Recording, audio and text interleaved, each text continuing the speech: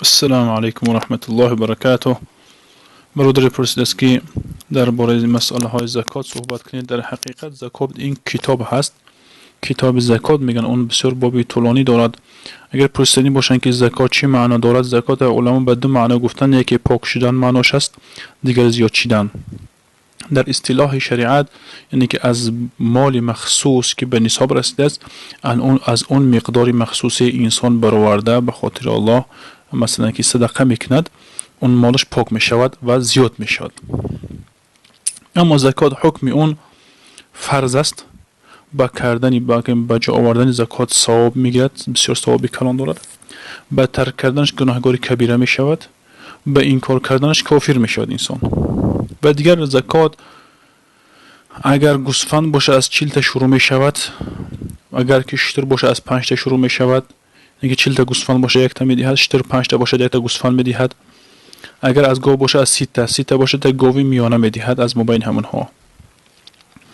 و اگر از پول و مال از دیگر چیزها باشد، ما صحبت کردگی هستیم در صدقه فطر و در همونجا همین مسئله را کمی ذکر کردگی هستیم که اگر طلا باشه 85 گرم شید، 2 گرم و 12 میلی گرم بگیم، همین خیلی 2.5 گرم بگیم قریب کی زکات میدهد. خلاصه از 20 مسقال خودش 85 گرم میشه، از اون زکات میدهد.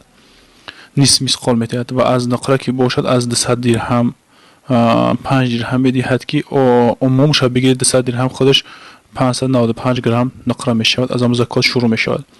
و ترک کننده اون زکات گناهکار کبیره هست. و چه در بگیم که حدیث های صحیح اومده است که هر نفری که زکات نمیدهد، از گاو باشد، از مال باشد، گوسفند باشد، اون روز قیامت در دوزخ اونها بگیم بسیار حیوانای کلان و بزرگ شده به همون صورت میج قنشان این طرف میره از بالاش با طرف دیگر گشته با مخیل در همون داخلی دوزخ با همین خیل گوناگون عذاب به خاطر زکات نمیدادگی ها عذابی خاص هست.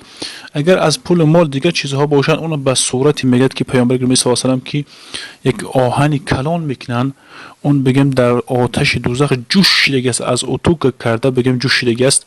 همین خیل بگیم اونا بگیم که میخیل اتوک میکنن، چخیلی که لباس اتوک میکنن انسان، همین خیل بگیم که چی میکنن، همون رو میشکن در بالاش، هم خیل جوشه کی همین تنش سوزانده و پوستی بدن اون را چی میکند، میخیل میسوزاند.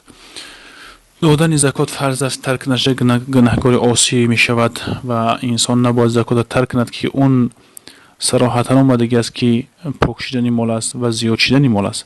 و الله پاک محافظت میکند مال زکات دهنده را از بلاها و آفت‌هایی که مثلا پوشی اونا بگیم که قرار دارد، اون خبر ندارد انسان، اما الله پاک بر اون چه میکند، الله از مصیبت ها نگهبانش میشود. و دیگری که هست یاردمی فقرا میشود. و دیگر که هست شفای دل چی کسلی ها می شود. و اکثر این بیماری های هست که به صدقه شفا دارند، اما اغلبی مردم خبر ندارند که یک از راه شفا این صدقه هست. ما تنها که جایی که درد میکنه از بدن ما در حال پیش طبیب میدویم، اما شفایی که بهترینی که اون صدقه است که الله اون درد داده است به سبب صدقه و غضب الله از بالای شما گرفته می شود و الله به بالای شما رحم میکند و شما را دوست می‌دارد. این بسیار فضیلت های زیاد داره برای زکات. و این زکات صدقه فرضی به حساب می رود. اما صدقه نفلی غیر از فرضی که مثلا همین خیلی نفر به زکات همین خیلی صدقه میتید، با اون درجهش خیلی خیلی بلند است در نزد الله پاک. والله اعلم و علم. السلام علیکم و رحمت الله و برکاته.